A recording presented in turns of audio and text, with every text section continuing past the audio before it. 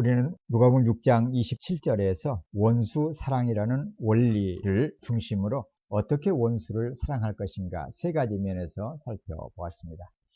미워하는 원수를 선하게 대하며 또 저주하는 원수와 같은 사람들을 오히려 하나님 앞에 그들에게 복을 주시도록 복을 간청하며 또 그리스도의 이름을 따라 살아가는 주님의 사람들을 저주하는 자를 모욕하는 자를 위하여서 그들의 영혼이 주님 앞으로 오히려 돌아오도록 기도하라. 이렇게 원수 사랑의 방법 세 가지를 살펴보았습니다. 그런 다음에 우리는 원수 사랑을 대한 네 가지씩 예를 우리가 지금 하나하나 살펴보고 있습니다. 첫 번째 예는 주님의 제자인 우리의 뺨을 치는 자에게 저항하거나 그대로 보복하지 말고 오히려 다른 뺨도 돌려주라. 그리고 겉옷을 빼앗아가는 사람에게는 속옷도 거절하지 말고 내어주라. 지난주에는 두 가지를 보았고 오늘 30절 계속해서 보려고 합니다. 30절 말씀을 다 같이 한번 합독해 보도록 하겠습니다. 네게 구하는 자에게 주며 네 것을 가져가는 자에게 다시 달라 하지 말며 구하는 사람에게 주며 네 것을 가져가는 사람에게 돌려달라고 하지 말라. 이 말씀을 중심으로 오늘 말씀을 보도록 하겠습니다. 먼저 30절에 나타나는 동사의 의미를 살펴보고 이 말씀의 전체적인 뜻이 무엇인가를 살펴보고 그러면 오늘 우리는 어떻게 이 말씀을 따라 살아가야 될지 이렇게 한번 보도록 하겠습니다. 네게 구하는 자에게 주라. 여기서도 너희가 아니라 네게 단수로 이렇게 말씀하십니다. 제자들 가운데 각 사람, 각 제자를 향해서 주님이 이렇게 말씀을 주고 계심을 볼 수가 있습니다. 두 개의 동사가 첫 번째 구하다, 주라. 그리고 하반절에서는 가져가는 자에게 다시 달라 하지 말라. 이렇게 네 동사를 중심으로 제자 한 사람 한 사람이 지금 어떻게 원수 사랑에 대한 예를 살아야 될지에 대해서 지금 말씀해 주고 계십니다. 첫 번째 30절에서 등장하는 동사 내게, 너에게 구하다, 구하는 사람에게 주라. 여기서 구하다라는 말을 먼저 생각을 해 보기를 원하는데요. 아이테오라는 이 말은 그냥 보편적인 상황에서 평화로운 상황에서 또 넉넉한 환경 속에서 주고받는 것을 말하는 것이 아니고 매우 긴급하게 뭔가를 요청하는 그러한 상황입니다. 그래서 주님의 제자 한 사람 한 사람에게 누군가가 긴급하게 요청을 할 때 바로 그 상황 속에서 주님이 내게 구하는 자에게 주라 이렇게 말씀을 하고 계십니다. 이 긴급함은 어떤 면에서는 긴급한 상황 속에서 구하는 이 사람은 마치 자기가 법적인 정당함, 법적인 권세를 가지고 요청하는 태도로 요청하는 것을 말합니다. 절박하게 요청하는데 너무도 권세 있게 절박함을 이길 수 있는 그러한 필요를 채워달라고 요구하는 것입니다. 이 아이테오라는 말은 하나님께 긴급하게 요청을 드릴 때에도 사용되는 단어입니다. 그래서 이 말은 또한 기도하다 이렇게 번역할 수도 있죠. 그러면은 구하다, 긴급하게 구하다 마치 어떤 법적인 권능을 갖고 청구하듯이 청구하는 행동에 대해서 신약 성경에 쓰이는 몇 곳을 찾아보면서 이 의미를 좀 더 분명하게 한번 이해해 보도록 하겠습니다. 먼저 마가복음 6장에 보면은 6장 22절 이하에서 사건이 등장하는데 그곳에 보면은 이 아이테오라는 동사가 반복되고 있음을 볼 수가 있는데요. 헤롯 왕에게 부적절한 방법으로 맞아들인 헤로디아라는 아내가 있죠. 그래서 어느 날 헤롯 왕이 잔치를 베풀고 그 잔치 자리에 이 헤로디아의 딸이 들어와서 춤을 추는데 그 모습이 너무 예쁜 나머지 헤롯이 이 소녀에게 약속을 하죠. 딸이 나에게 이 나라의 절반을 달라고 한다고 할지라도 너에게 그것을 네 요구를 들어주겠다. 이렇게 약속을 하죠. 그러자 이 이야기를 들은 딸이 급히 어머니에게로 돌아갑니다. 헤로디아에게 돌아가서 지금 헤롯 왕께서 내가 무엇을 요구하든지 심지어는 나라의 절반까지도 내어주겠다고 이렇게 말씀을 해 주셨습니다. 어머니 제가 뭘 요구하면 좋을까요? 이렇게 묻자 헤로디아는 당시에 이 헤롯과 헤로디아의 관계에 대해서 부적절하다, 부당하다, 불법이다라고 정의롭게 외쳤던 세례 요한, 요한이 늘 눈에 가시였죠. 어떻게 하면은 저 의로운 자, 눈에 가시인 제자를 없애버릴까, 이 마음에 늘 걸려 있었습니다. 자신의 가장 약점을 이렇게 정당하게 정직하게 직면하는 요한이 미웠던 것이죠. 그래서 이 헤로디아가 딸에게, 왕에게 나가서 바로 요한의 머리를 달라고 요청을 하여라, 이렇게 얘기를 합니다. 그러자 그 즉시, 성경에 보면 즉시 이 딸이 헤로드 왕에게 나와서는 세례 요한의 머리를 주십시오, 이렇게 요청을 합니다. 이때 이 주라는 동사가 이렇게 거듭거듭 반복되었죠. 이 요청을 들은 헤롯은 성경 말씀에 보면은 몹시 고민한다, 이렇게 표현을 하고 있어요. 그러니까 한 나라의 최고 통치자인 헤롯이 심히 고민할 정도로 어려운 요청을 지금 당하고 있는 거예요. 그때에 쓰이고 있는 단어가 이 아이테오라는 단어예요. 세례 요한의 목숨이 걸려있는 상황에서 지금 그 요청을 하는 그 요청을 받아들이기가 몹시 어려워서 고민스러운 그런 요청을 말할 때 지금 아이테오, 이 단어를 사용하고 있다는 것이죠. 또 하나 마태복음 27장 58절에 보면은 예수님이 이제 십자가상에서 달려 돌아가시고 이제는 목숨을 잃게 되어지자 아리마대 사람, 아리마대의 부자인 요셉이 빌라도에게 찾아갑니다. 그래서는 예수님의 시체를 달라고 요청을 합니다. 바로 이때 아이테오라는 단어를 쓰고 있습니다. 한번 생각을 해보십시오. 빌라도는 유대 군중의 터질 듯한 함성, 강압적인 분위기 속에서 어쩔 수 없이 의로우신 예수님을 알면서도 내어주었던 것이죠. 그래서 사형에 처해지도록 그렇게 떠밀려서 지금 예수님을 십자가형에 넘겨주었었죠. 그러니까 이러한 상황 속에서 사형수 시신을 달라는 것이죠. 그렇다라고 하면은 한 지도자로서 불법에 동조하는 그러한 지금 어려운 지경에 몰릴 수 있는 그런 어려운 지금 상황입니다. 아리마대 요셉의 요청에 빌라도는 명령을 하죠. 예수님의 시선을 요셉에게 내어주도록. 이처럼 어려운 상황 속에서 빌라도는 위험한 결정을 하였던 것이죠. 또 하나의 신약 구절을 보면 베드로전서 3장 15절에 이런 단어가 이제 등장을 하는데요. 3장 15절 이하 하반절에 보면은 사도 베드로는 예수님의 제자들 교회를 향해서, 신자인 우리를 향해서 이렇게 권면하고 있습니다. 너희 속에 있는 소망에 관한 이유를 묻는 사람에게는 대답할 것을 항상 준비하라.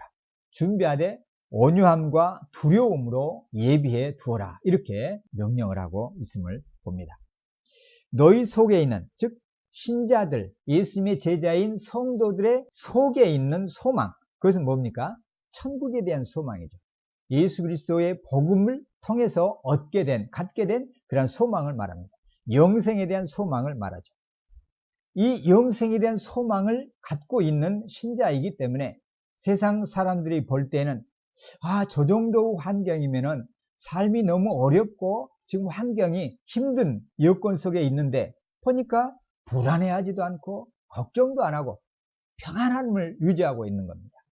그래서 주변에 있는 사람들이, 세상 사람들이 예수님으로 말미암아서 영원한 평강을 누리고 있는 그런 형제, 믿음의 형제들을 바라보면서 당신은 도대체 무엇을 갖고 있기에 이 어려운 상황 속에서, 이 고단하고 고통스러운 환경 속에서 마음의 평화로움을 유지하며 살아갑니까? 이렇게 묻는다는 거죠.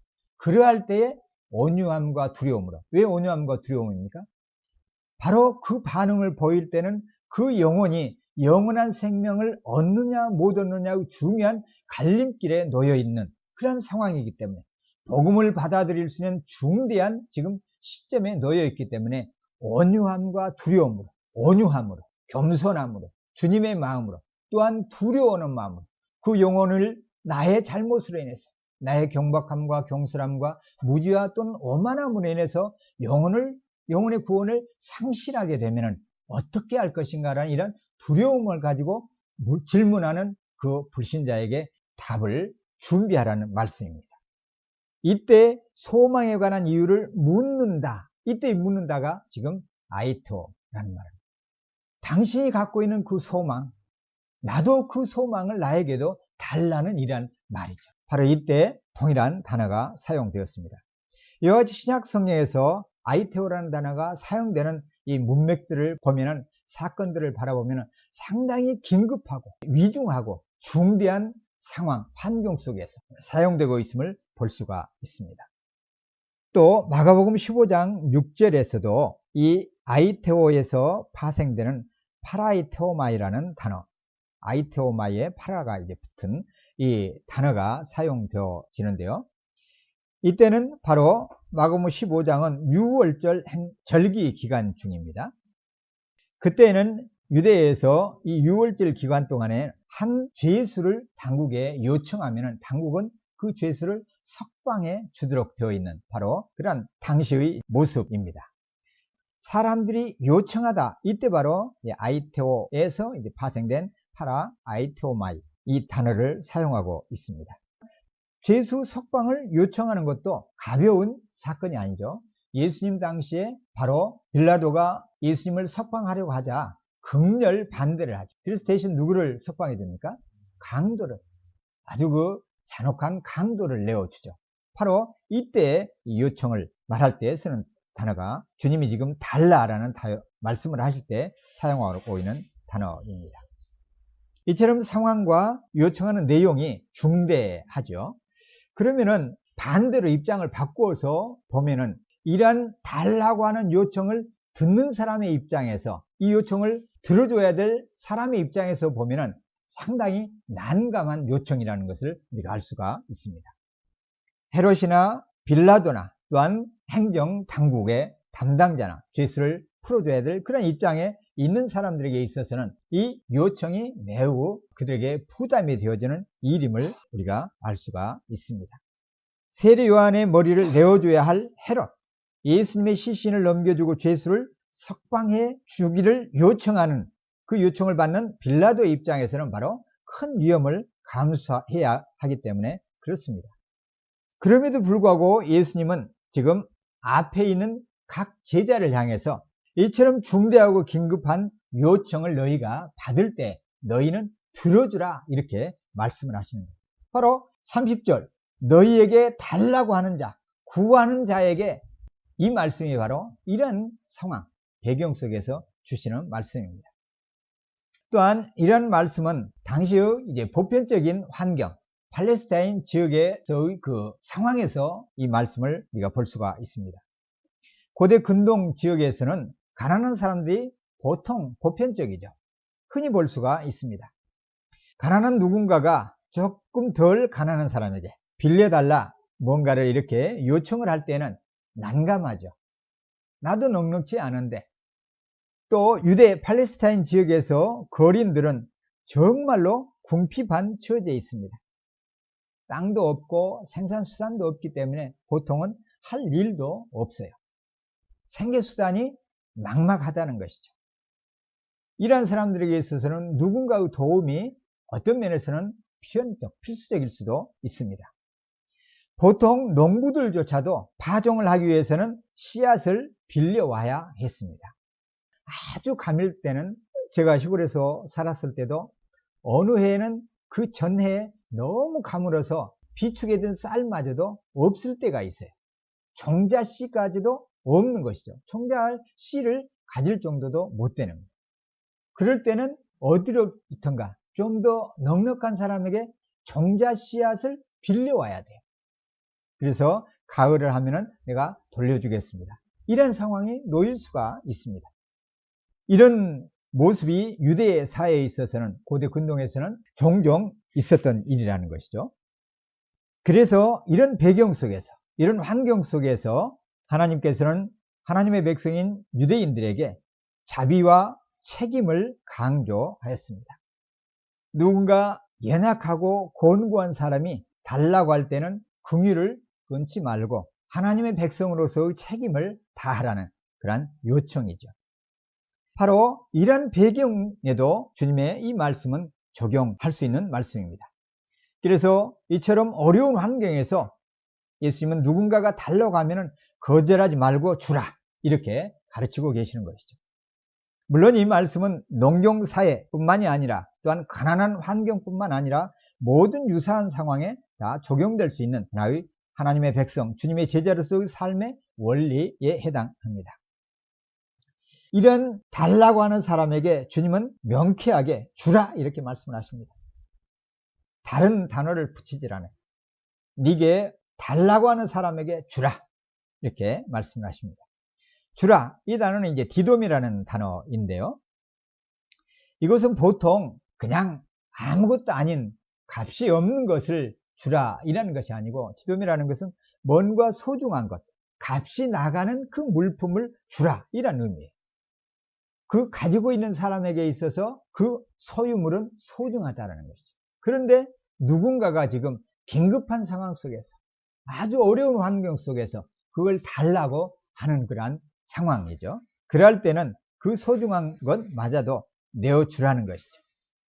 이 디돔이라는 단어는 마태복음 14장 19절에 보면은 오병 이어의 기적사건에서 예수님이 그 5개의 떡을 가지고 떼어서 제자들에게 주실 때, 그때 쓰는 단어가 바로 디돔이라는 단어를 사용하고 있습니다.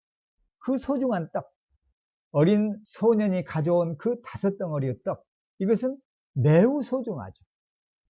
이 소중한 떡을 하나하나 떼어서 제자들에게 나누어 주면 그 제자들이 예수님이 주시는 떡을, 떼어주시는 떡을 받아서 무리에게 하나하나 이렇게 나누는 장면이죠. 그때 떼어주시다, 바로 이 디돔이라는 단어를 사용을 하였습니다. 또 누가복음 11장 41절에서도 보면은, 누가복음 11장 몇 장 한번 넘겨 보실까요? 11장 41절. 예수님이 바리새인과 점심을 같이 하시면서 교훈을 주시는 장면입니다. 예수님이 그때 어떤 상황이셨는지 손을 씻지 아니하시고 식사를 하시는 거예요. 바리새인이 이 모습을 이상하게 여기고 있었습니다. 이 모습을 간파한 예수님이 그 바리새인에게, 너희 바리새인은 잔과 접시의 겉은 깨끗이 씻지만 너희 속에는 탐욕과 악독이 가득하다. 그리고 어리석은 자들아, 겉을 만드시니가 속도 만들지 아니하셨느냐, 이렇게 말씀하시면서 하시는 말씀이 41절 말씀입니다. 그러나 그 안에 있는 것으로 구제하라. 그리하면 모든 것이 너희에게 깨끗하리라. 그 안에 있는 것은 뭡니까? 음식을 담은 접시 안에 있는 것으로 구제하라. 그러니까 소중한 음식이죠.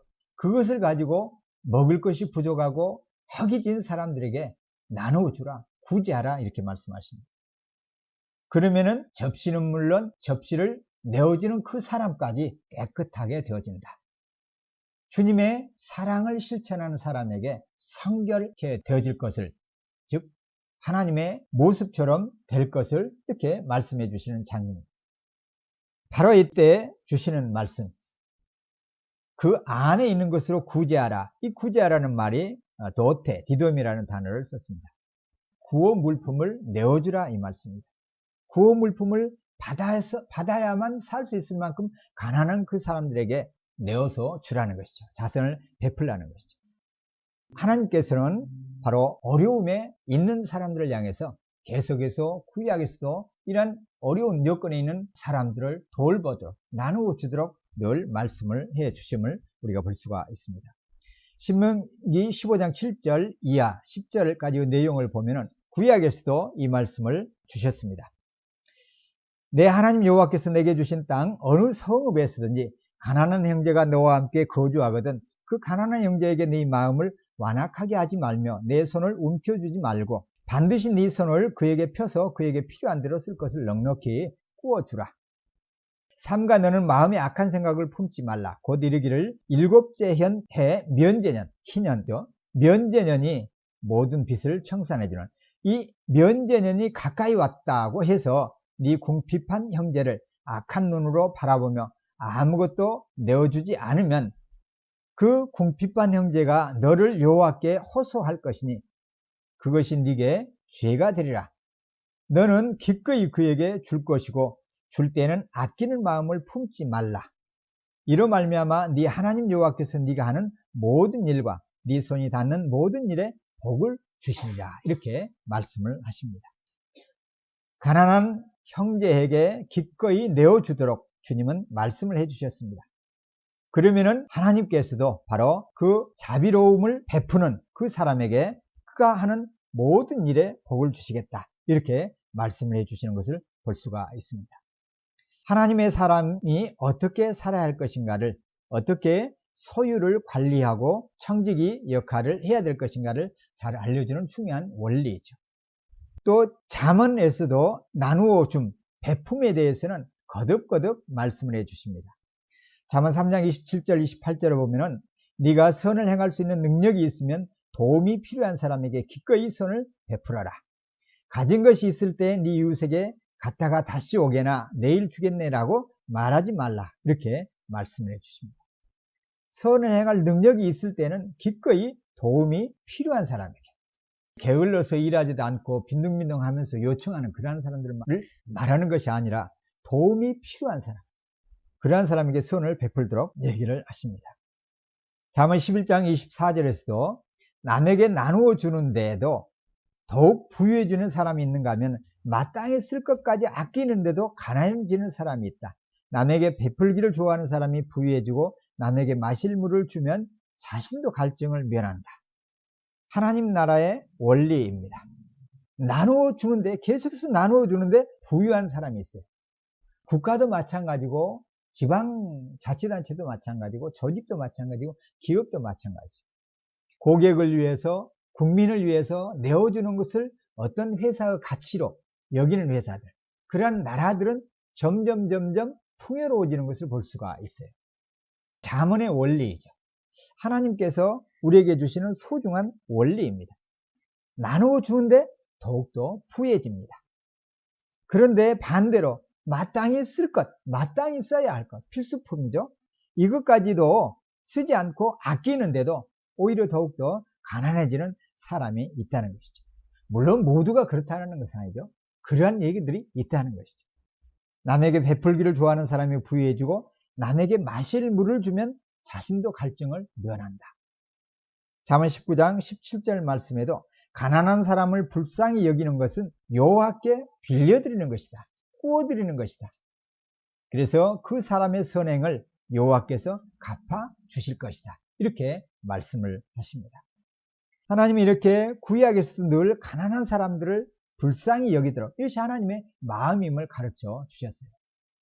여기에는 우리 청년들이 있는데 이 중요한 원리를 여러분의 삶의 원리로 삼으시기를 바랍니다. 내가 재물을 나를 위해서 쌓고 저축한다고 해서 부유해지는 것이 아니고 오히려 내 것을 나누어 줄 때 그 삶이 더욱더 부유해진다는 것입니다. 잠언 22장 9절에서도 남을 잘 보살펴주는 사람이 복이 있을 것이다. 왜냐하면 그 사람은 자기 먹을 것을 가난한 사람에게 나눠주기 때문이다. 자기 먹을 것을 가난한 사람에게 나눠주기 때문에 그 사람에게 복이 있다는 것입니다. 이사야 선지자는 진정한 경건에 대해서 중요한 예를 들어서 가르쳐 줍니다. 경건의 대표적인 행동인 금식에 대해서 선지자 이사야는 이렇게 하나님의 말씀을 우리에게 전달해 주는데요. 내가 받고 싶은 금식은 이런 것들이 아니냐. 부당하게 묶인 사슬을 끌어주고 멍에의 줄을 풀어주는 것, 압제받는 사람을 자유롭게 놓아주고 모든 멍에를 부숴버리는 것이 아니냐. 바로 이것이 하나님께서 원하시는 금식이라는 것이죠. 그러면서 58장 7절 이하에서 구체적으로 진정한 금식의 원리를 이렇게 말씀을 해 주십니다. 너희가 굶주린 사람에게 먹을 것을 나눠주고 가난한 노숙자를 집에 맞아들이는 것, 이것이 바로 하나님이 받고 싶은 금식이 아니냐. 헐벗은 사람을 보면 옷을 입혀주고 네 혈육을 못 본 채 하지 않는 것이 아니냐. 그렇게만 하면 내 빛이 새벽 동력처럼 터져 나올 것이고 내 상처는 빨리 아물 것이다. 그리고 네 오름을 밝혀주실 분이 네 앞에 가시고 여호와의 영광이 네 뒤에서 보살펴 주실 것이다. 그때야 비로소 네가 부르면 여호와께서 대답하실 것이다. 기도에 응답해 주실 것을 말씀하시죠. 네가 도와달라고 외치면 여호와는 내가 여기 있다 라고 말씀하실 것이다.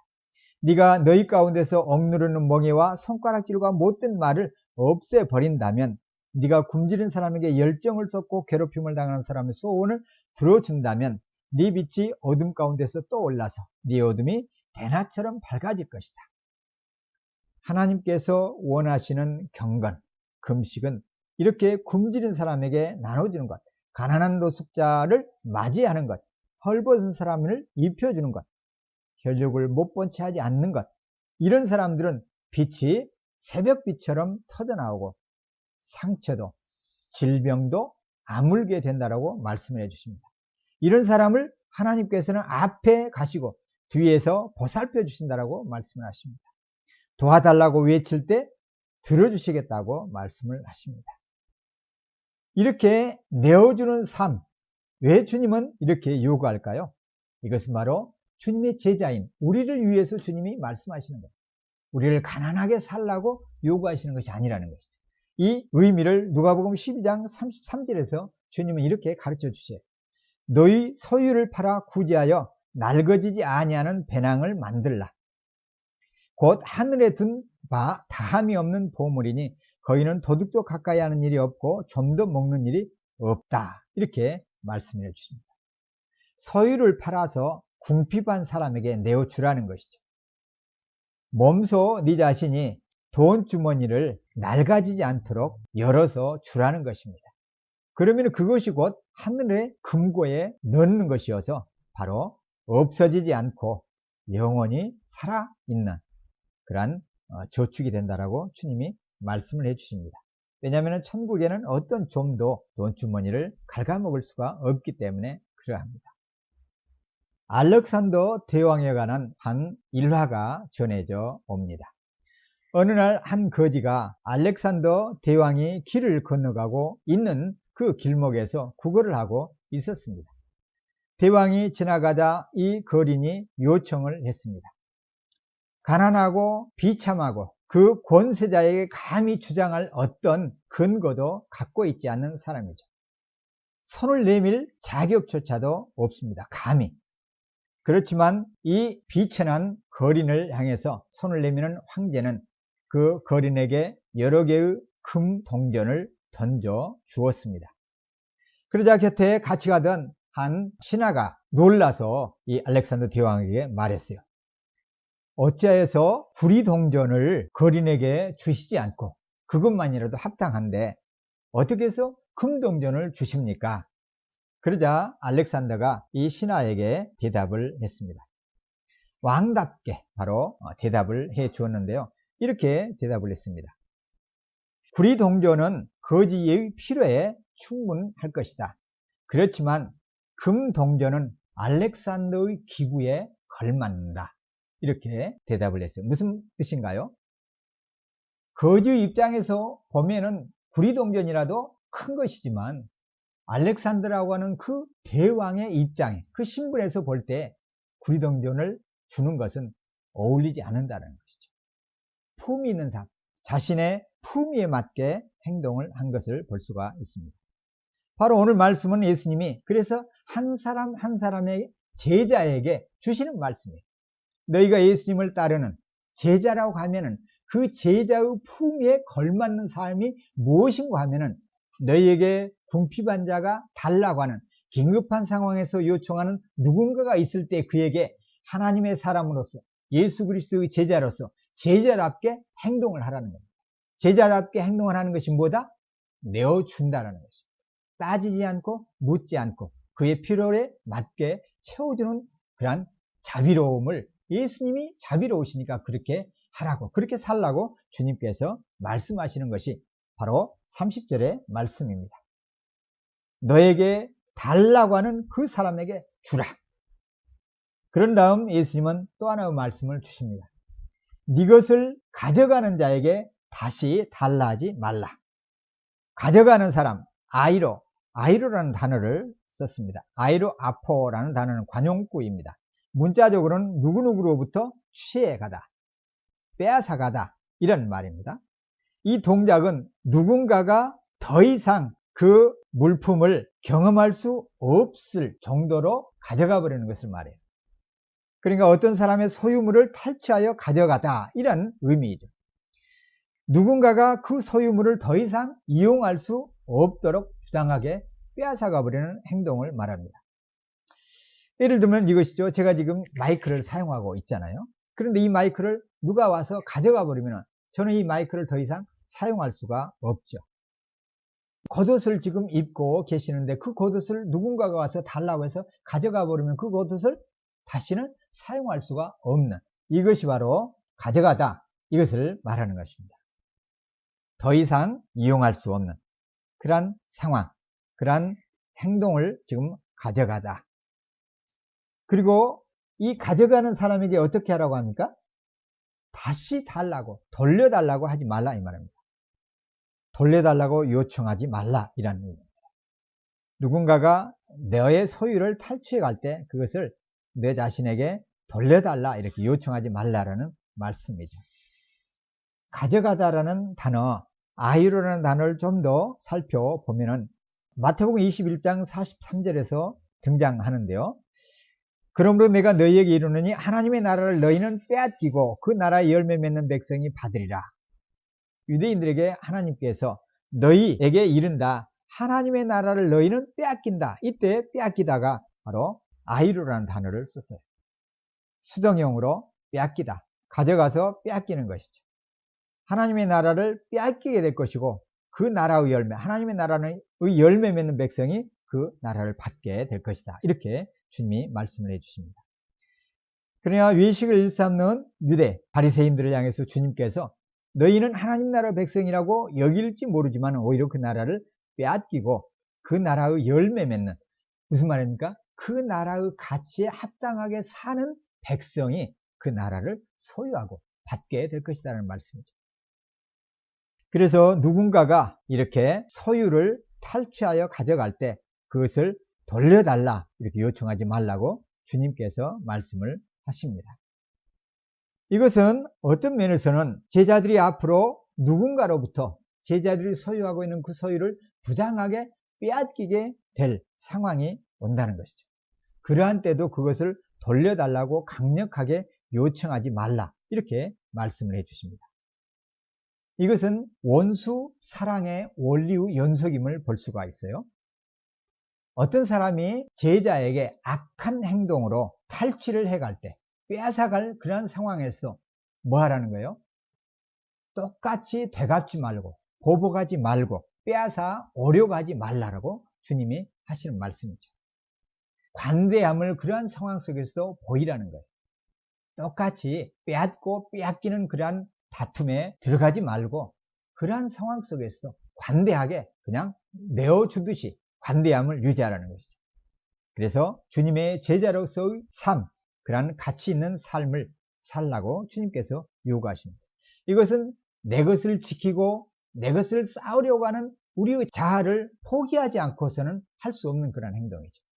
자기 부인의 삶을 살라는 말씀이기도 합니다. 그런데 이렇게 행동을 할 때 악한 사람이 와서 빼앗아가고 탈취해가고 악한 수단을 써서 그리스도인인 우리보다도 정당하게 일을 해나가는, 우리보다도 부당한 방법을 동원해서 뭔가를 탈취해 나가는 그러한 상황에 우리가 놓일 때도 그들과 같이, 세상의 사람들과 같이 똑같이 불법과 부당함과 편법을 동원하여서 행동하지 말고 그러한 상황 속에서 그러려니 관대함을 유지하고 주님의 제자로서 제자다움을 유지하며 살라는 것이죠. 왜 그렇습니까? 그렇게 할 때 악한 사람들이 우리를 보면서, 주님의 제자들을 보면서 저들은 나와 다르네?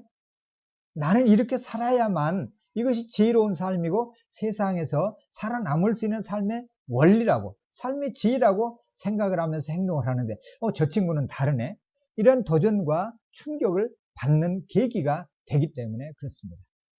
그러니까 악한 환경에 우리가 밀려 들어갈 때는 거기에는 의미가 있고 무언가 주님의 역사가 이루어지기를 기대하시는 하나님의 뜻이 거기에 담겨 있을 수가 있다는 것이죠. 그래서 그런 마음을 가지고 그 악한 환경 속에서 악다운 일을 쓰는 그러한 사람들과 함께 그 다툼 속에 말려들지 말고 그러한 상황 속에서도 너그러움으로, 관대함으로, 오히려 자비로움을 갖고 그들을 지켜보며 그들을 대하도록 주님이 말씀하시는 것입니다.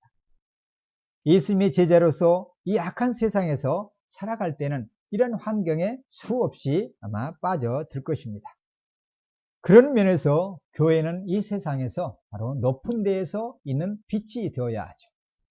온 세상이 욕심을 부리면서 편법과 불법을 동원하여서 부를 축적하고 지위를 차지해 나갈 때 교회 안에 있는 성도들은 그렇게 살아서는 안 된다는 것이죠. 정당하게 살다가 빼앗길지라도, 손해를 볼지라도, 승진이 늦어지고 내 재산이 축적이 되어지지 않을지라도 그런 삶을 살라는 것입니다. 살되 그냥 구차하게 사는 것이 아니라 초조해하면서 뭔가 나도 저렇게 해야 되는데 연연하면서 사는 것이 아니라 넉넉한 마음으로, 너그럽고 관대함으로, 마치 그러한 소유나 지위가, 명예가 아무것도 아닌 것처럼 포기하고 넘겨 주어버리는 그러한 태도를 살라고, 그러한 자리를 우리를 주님께서 초청하고 있으신 것입니다. 어떻게 보면 주님의 이 요구는 불가능해 보입니다. 어떻게 달라고 하는 사람에게 주고 내 소유를 빼앗아가는 사람에게 그냥 돌려달라고 하지 않을 수가 있겠습니까? 쉽지가 않습니다. 그래서 이 말씀을 해석을 할 때 다양하게 해석을 해요. 어떤 사람들은 이 가르침은 실행 불가능하다, 그러니까 지킬 수가 없다, 그래서는 완전히 거부해 버리기도 합니다. 또 어떤 사람들은 이 말씀은 지금 현재 우리의 삶을 말하는 것이 아니라 종말의 때에 예수님이 오시는 그 종말의 임박한 상황 속에서 이제는 모든 것을 내려놓고 모든 소유를 포기하고 주님이 부르시는 그곳에 나아가야 될 그런 임박한 종말의 환경 속에서 묵시적인 세계관을 반영하는 것이라고 주장하기도 합니다. 그러니까 오늘 우리하고는 무관하다라는, 그렇게 해석하기도 합니다. 또 다른 사람들은 이 말씀은 문자 그대로 고지그대로 받아들일 말씀이 아니라 주님은 지금 이 청중을 향해서 이 말씀을 듣는 제자들에게 충격을 주기 위해서 과장법 명령을 동원하여서 절대적인 용법으로 지금 표현하고 있으시다. 그래서 청중이 지금 보편적으로 상식적으로 생각하고 있는 자신의 생각과 그 생각의 깊이 수준에 비교해 볼 때는 큰 대조를 주어서 그들로 하여금 생생한 충격을 받도록 하기 위해서 지금 과장법 명령을 하신 것이다. 이렇게 이 말씀을 해석하기도 합니다. 물론 이 말씀을 문자적으로 그대로 보기 어려운 면이 있습니다. 중요한 것은 원리이죠. 예수님이 이 말씀을 통해서 가르치시기를 원하시는 요점은 그러나 분명합니다. 너에게 달라고 하는 그 사람에게 주라는 이 예수님의 윤리 명령은 무엇입니까? 이 말씀은, 이 가르침을 듣는 제자에게 이 요구는 강력하고 엄중하고 실천 영역에 있어서는 매우 포괄적이다라는 것을 지금 가리키고 있습니다. 32절 34절에서 보면은 이렇게 주님이 말씀하시죠. 제자인 너희가 만일 너희를 사랑하는 사람만을 사랑하면 칭찬받을 것이 뭐냐? 죄인들도 그렇게 한다. 너희 제자로서 너희가 만일 선대하는 사람만을 선대하면 칭찬받을 것이 뭐가 있겠는가? 세상 사람들도 그렇게는 할 수가 있다. 너희가 받기를 바라고 사람들에게 구워주면 칭찬받을 것이 뭐가 있겠는가? 죄인들도 그만큼 받고자 하여서 죄인에게 구워줄 수가 있다. 이렇게 말씀하십니다. 뭘 말씀하십니까? 세상 사람들보다 더 뛰어난 윤리 수준, 윤리의식을 가지라는 것입니다. 그러니까 보편적인 문자적인 면에서 세상의 가치로 볼 때 주님의 이 요구는, 이 명령은 어려운 것이에요. 그렇지만 뭐예요? 세상 사람들이 행동하는, 유대 율법자들이나 바리새인들이 행동하는 그 기준보다, 그 윤리 수준보다는 훨씬 높은 삶의 윤리를 갖고 살아라라는 말씀이 예수님의 요점이에요. 예수님의 제자로서의 윤리는 세상의 윤리 수준을 훨씬 능가해야 한다는 것이죠. 세상 사람들하고 다르게 살아야 됨을 주님께서는 가르쳐주고 계셔요. 참 이런 면에 있어서는 우리가 타협하기가 쉽습니다. 어떤 면에서 우리가 세상이 하는 것만큼 교회가 하지 못할 때도 많이 있어요. 세상과 똑같이 세상 법정에 교회 안의 문제를 들고 갈 때가 많이 있습니다. 그러나 그러할 때도 깊이 고민해 볼 필요가 있어요. 신자인 우리는 세상 사람들의 삶의 강령보다는 다른 면이 있어야 한다는 것이죠.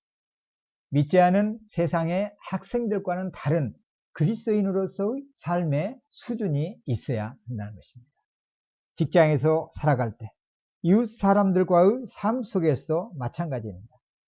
세상 사람들이 생각하기에는 높고 충격적인 그런 삶의 행동을 우리가 살아야 함을 주님은 지금 이 말씀을 통해서 그것을 요구하시는 거예요. 어떻게 하면은 이런 높은 수준의 윤리를 우리가 받아들일 수가 있을까요? 첫 번째는 우리가 이 점을 알아야 합니다. 하나님은 예수님께서 지금 이 말씀을 통해서 요구하고 계시는 이 말씀을 따라 살아가는 모든 제자들을 보고 계시다라는 이 사실을 믿어야 합니다. 그러니까 하나님은 우리의 행동 하나하나를 우리가 세상 사람들과 똑같은 수준에서 살고 있는지 아니면은 세상 사람들보다 높은 수준에서 살아가고 있는지 그렇게 살려고 몸부림치고 있는지 누가 보고 계시다고요? 하나님이 보고 계시다는 것을 우리는 믿어야 합니다. 두 번째는 그렇게 신실한 삶을 살아가는 하나님의 자녀에게 주님께서 상 주실 것을 또한 믿어야 합니다. 곰곰이 한번 생각을 해 보십시오. 우리가 세상 사람들과 똑같이 살다가 이 땅을 떠나서 주님을 만나게 되면은 주님 앞에서 우리가 참 면목이 없죠. 이 말씀을 그대로 볼 때 상 주시는 하나님임을 우리가 기억을 해야 되겠죠. 그분을 만날 때 그래도 내가 이렇게 다르게 살려고 몸부림쳤구나. 주님의 인정이 최소한 있어야 되겠죠. 예수님을 믿지 않는 세상의 다른 학생들과는 다르게 나는 살려고 애를 썼고 참 그렇게 살려고 하다가 핍박을 당하고 무시를 당하고 외면당하는 그런 손해도 감수했구나. 이런 뭐가 있어야 되겠죠. 세 번째는 하나님은 공정하게 최종적으로 모든 인류를 한 명 한 명 심판하신다는 사실입니다. 이 사실을 믿어야 합니다.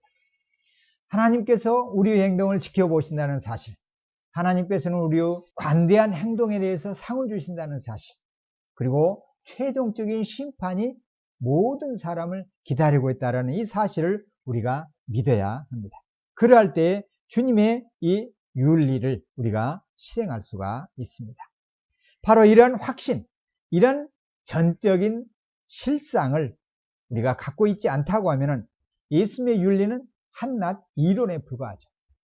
예수님이 이렇게 말씀하신 것으로 끝나버리면 의미가 없죠. 이렇게 살든 안 살든 결과가 없고 확인도 없고 심판도 없다고 하면 이 말씀은 공허하겠죠. 그러나 이 주님의 말씀은 하나님이 지켜보고 계시고 거기에 대한 합당한 상을 주시고 거기에 대해서 정당한 평가를 하신다는 사실을 우리가 안다면 이 확신이 있다고 하면 예수님의 가르침은 너무나 유용하고 요긴한 말씀입니다. 예수님의 급진적이고 완전하고 극단적인 사랑의 원리, 이 원리에 헌신하기 위해서 우리는 하나님이 어떤 분인가를 먼저 알아야 합니다. 하나님은 그분 자신이 은혜로우신 분입니다. 자비로우신 분입니다. 관대하신 분입니다. 이런 하나님의 모습을 우리가 이 말씀으로 구하는 자에게 주고 내 것을 가져가는 자에게 다시 돌려달라고 하지 않는 삶은, 이 삶에 우리 자신을 드리는 헌신은 바로 하나님 그분을 영예롭게 하는 것입니다. 그래서 하나님은 이런 삶을 사는 예수 그리스도의 제자들을 명예롭게 여기신다는 사실을 우리가 알아야 합니다. 이것이 바로 6장 36절의 말씀입니다. 너희 아버지의 자비로우심 같이 너희도 자비로운 자가 되라. 주님은 뭘 요구하시는 거예요? 하나님의 성품이 우리를 통해서 나타나지기를, 드러나기를 원하시는 거예요. 그래서 주님께서 제자 한 사람 한 사람에게 이 높은 도덕률을 요구하고 계시는 것이죠. 이것은 바로 제자들을 위해서 주시는 말씀이에요. 제자들을 위한 배려입니다. 천국을 위해서 제자들이 자신의 삶을 드릴 때 그 삶이 가장 안전한 은행에 저축하는 것이고 영원한 이윤이 남는 최고의 투자를 하는 삶이기 때문에 주님이 이것을 요구하시는 것입니다. 마르틴 루터는 이 진리를 깨닫고 이렇게 고백합니다. 나는 내 손안에 소중한 물건들을 잡아두려고 힘써왔다. 그러나 내가 하나님의 손에 드린 것만을 내가 항상 소유할 뿐이다. 이렇게 고백합니다. 하나님의 손에 드리는 것, 달라고 하는 사람에게 주는 것이 바로 하나님의 손에 드리는 것이죠. 이것이 바로 영원히 소유하는 것이라고 루터는 깨닫고 고백합니다. 레니 페닝스라는 분이 계시는데 이분이 위클립 성경번역 선교의 그 잡지 발간물인 다른 언어로라는 이 발간물에서 사디 시커에 관한 이야기를 소개합니다. 사디 시커라는 분은 필리핀에서 선교사 자녀들을 모아서 부모로서 돌보는 그런 사역을 하는데 헌신했던 분입니다. 사디는 평소에 어떤 물품들을 사람들이 달라고 하거나 빌려달라고 하면 기꺼이 빌려주는 분이었어요. 참 관대한 분이었죠. 그러한 사디는 개인적으로 소중한 물품들을 침대 밑에 그 소지품 상자에 보관해 두었습니다. 소중한 것. 그런데 그녀는 책을 소중하게 여겼기 때문에 그 귀한 책을 바로 거기에 두었습니다. 그런데 어느 날 밤이었습니다. 한밤중인데 모두가 다 잠이 들고 고요한데 어디서부턴가 뭔가 희미하게 갉아먹는 소리가 들려왔어요. 사각사각 사각. 그래서 사디는 신기한 나머지 온 방을 샅샅이 살펴보기 시작했습니다. 한참을 살펴본 후에 그 소리는 자신이 침대 밑에 두었던 그 소지품 상자의 남을 알아차렸습니다. 상자를 꺼내서 열어보니까 그 상자 안에는 켜커이 먼지가 커다랗게 쌓여 있는 것을 보았습니다. 바로 그녀가 소중히 여겨서 보관해 두었던 책들을 흰 개미가 갉아버렸던 것이죠. 이 이야기를 소개하면서 이런 말을 덧붙입니다. 우리가 내어주는 것은 지키는 것이고 우리가 쌓아두는 것은 잃습니다. 무엇입니까? 우리가 누군가에게 내어주는 것은 바로 보관하는 것이고 저축하는 것이고 우리가 우리 자신 안에 쌓아두는 것은 잃게 된다는 의미죠. 이 원리를 깨달은 C.S. 루이스는 이렇게 말합니다. 나는 우리가 얼마나 많은 것을 주어야 마땅한지 결정할 수 없다고 믿습니다. 단 하나의 안전한 규칙은 우리가 떼어줄 수 있는 것보다 더 많은 것을 주어야 하지 않을까 합니다. 그래서 누가복음 6장 33절 말씀에 주라 그리하면 너희에게 줄 것이니 곧 후히 되어 누르고 흔들어 넘치도록 하여 너희에게 안겨주리라. 너희가 헤아리는 그 헤아림으로 너희도 헤아림을 도로 받을 것이니라. 주님의 말씀입니다. 후히 필요한 사람에게 내어주는 것. 그러면은 하나님께서는 흔들어 넘치도록 우리에게 안겨주시겠다라고 하십니다. 그러나 우리가 마음으로 헤아리면서 계산하면은 하나님께서 우리에게 계산하시겠다라고 헤아리는 만큼 받게 될 것이라고 말씀을 하십니다. 캘리포니아 북쪽에 가면은 스탠포드 대학이라고 하는 유명한 대학이 있습니다. 원래 이 대학의 정식 명칭은 릴랜드 스탠포드 주니어 유니버시티입니다. 릴랜드 스탠포드 2세의 이름을 딴 대학이죠. 릴랜드 스탠포드 주니어는 릴랜드 스탠포드라는 분의 물론 자녀이죠. 이 자녀가 장티푸스로 병을 앓다가 생명을 잃게 됩니다. 하나밖에 없는 자식을 잃은 릴랜드 스탠포드 부부는 절망에 빠지죠. 낙담에 빠지게 됩니다. 릴랜드 스탠포드는 캘리포니아 주지사도 됐고 철도 일을 통해서 대사업가로 유명한 분입니다. 권세와 재산이 다 갖고 있는 분이죠. 그에게 있어서 이 아들은 너무너무 소중한 아들이죠. 그런데 이 아들이 장티푸스로 목숨을 잃어버린 것이죠. 낙담하고 고민하다가 어떻게 하면은 이제 남은 생을 가치 있는데 투자할 것인가. 그렇게 해서 정말 지금의 어느 대학하고는 다른 정말로 국가를 위해서 공공 가치를 위해서 헌신할 수 있는 인재를 키우는데 나의 모든 재산을 투자하자. 그래서 세운 대학이 바로 스탠포드 대학입니다. 오늘날은 이제 스탠포드 유니버시티라고 하죠. 바로 이 대학에 길목에서 두 젊은이가 일을 하고 있었어요. 이들은 돈도 달랑달랑 했고 매우 비천하게 살고 있었어요. 그래서 어떻게 하면은 이 고단한 삶을 벗어날 수 있을까 생각을 하다가 한 아이디어를 그들 가운데 하나가 떠올렸습니다. 그것은 당시 폴란드의 유명한 피아니스트요, 작곡가요, 의원이었던, 나중에 폴란드의 수상까지 역임하는 페드레프스키라는 피아니스트를 초청하여서 연주회를 가지면은 이 연주회를 통해서 수익을 얻게 되겠구나. 이 아이디어를 생각하고 페드레프스키를 초대하기로 했습니다. 그러자 이 위대한 피아니스트의 매니저가 그들에게 개런티로 2,000불을 요구했어요. 1900년대 초반이니까 얼마나 큰 돈입니까? 2,000불을 요구하자 그들은 승낙했어요. 겁도 없이. 그리고 콘서트를 열기 위해서 준비를 열심히 했습니다. 홍보하고 무대를 꾸미고 열심히 뛰어다니면서 준비를 했습니다. 그리고는 콘서트를 한 결과 얻은 수입이 1,600불에 불과했어요. 2,000불을 계약했는데 그 계약금도 채우지 못한 것이죠. 어떻게 합니까? 약속은 했기 때문에 그들이 그래도 정직한 젊은이들이었어요. 그래서 페드레프스키에게 이렇게 요구를 했습니다.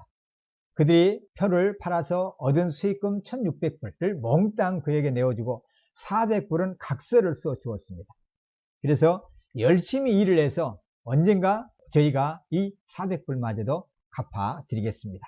이렇게 각서와 함께 페드레프스키에게 1,600불을 내어주자 그 각서를 받아든 페드레프스키가 조각조각 그냥 찢어버리면서 그리고 이 1,600불까지 그들에게 돌려주면서 이렇게 대답을 했습니다. 나는 이 돈을 받지 않겠다. 1,600불은 너희가 지금 얻은 모든 수익이다. 이것을 가져가시오. 여러분들이 이제 일을 하게 되면은 계정에서 매 10%를 저축을 하시오. 그리고 나머지는 나에게 주시오. 이렇게 얘기를 했습니다.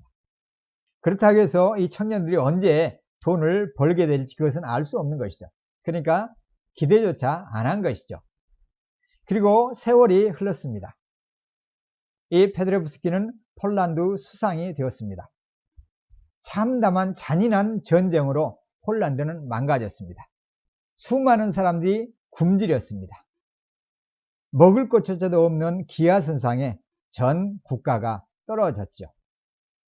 아무도 이 기아에서 벗어나게 할 그런 재력을 갖고 있는 사람이 없습니다. 페드레프스키와 폴란드 백성을 도울 수 있는 사람이 세상에 단 한 사람이 그런데 있었습니다. 수천 톤의 음식을 폴란드로 보내주었습니다. 그것은 폴란드 수상 페드레프스키를 보고 그에게 이 음식들을 굶주린 사람들에게 나누어 주도록 그렇게 해서 보냈던 것이죠. 수상은 너무 감사했어요. 감사의 인사를 드리기 위해서 이 구조물을 보내오던 사람을 찾아 파리 여행을 떠났습니다. 그리고 그 구조물을 보낸 사람을 만났습니다. 그 사람은 허버트 후보라는 분이었는데 페드레프스키가 후보 씨에게 감사의 표시를 하자 후보가 이렇게 대답했습니다. That's all right. 됐습니다. 그것이 전부입니다. 제가 할 마땅함입니다. 당신은 기억하지 못하실 것입니다. 그렇지만 당신은 옛날에 제가 한 대학의 학생이었을 때 저를 도운 적이 있습니다. 바로 제가 그 구덩이와 같은 삶에 있을 때 저를 도우셨습니다. 그러자 그때 페드레프스키가 그 청년을 기억하고 그 청년이 이제 이렇게 성장해서 폴란드를 향해서 또 자신을 보고 되갚은 것을 비로소 알게 된 것이죠. 무엇을 말합니까? 아무것도 기대하지 않고 그 청년이 부자가 될지 어떤 청년이 될지 기대할 수 없는 상황에서 모든 것을 보지 않고 페드레프스키는 1,600불을 그대로 돌려주었을 때 한 국가를 굶주림에서 구할 만큼만 그 양식을 되돌려받는 그러한 모습을 우리가 보게 됩니다. 두 분 다 훌륭한 분들이죠. 양쪽 다. 그래서 잠언에서 11장 24절에서 하나님께서는 남에게 나누어 주는데도 더욱 부유해지는 사람이 있다, 이렇게 말씀을 하십니다. 그래서 소유를 팔아서 구제하라고 말씀하십니다. 이것은 천국에 쌓는 일이라고 주님께서 우리에게 가르쳐 주십니다. 이 원리를 하나님께서 다스리고 계시기 때문에, 이 원리를 아시는 분이시기 때문에 사랑하는 제자를 향해서 주님은 구하는 자에게 주라, 내 것을 가져가는 자에게 다시 달라 하지 말라, 이렇게 요구하신 것입니다. 이 말씀대로 우리도 살아가는 저와 여러분이 되기를 바랍니다.